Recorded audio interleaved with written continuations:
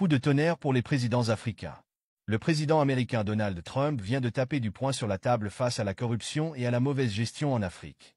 Dans la journée du lundi 17 février, le président américain a signé un décret qui consiste à bloquer tous les avions privés et les appartements que les politiciens africains ont achetés aux États-Unis. Par ailleurs, le président Donald Trump a également déclaré ceci. Les enfants des présidents et ministres africains n'ont plus de droit de venir faire des études aux États-Unis. Ils doivent étudier chez eux en Afrique pour contribuer à la croissance de leur pays. Fin de citation. Cette déclaration est un véritable coup dur pour les présidents africains corrompus qui ne veulent rien faire pour développer leur pays. L'Afrique est actuellement le seul continent sur lequel les présidents et les ministres pillent les richesses de leur pays pour s'acheter des appartements de luxe en France, aux États-Unis et au Canada. Toutes les familles des autorités africaines ont des appartements de luxe en Occident et ils font la belle vie au moment où le reste de la population souffre.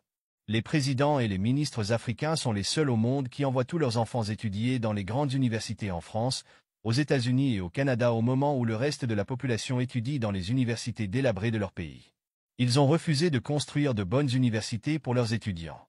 Les présidents et les ministres africains sont également les seuls au monde qui quittent leur pays pour se soigner en France, aux États-Unis et au Canada au moment où leur population se soigne dans les hôpitaux délabrés de leur pays.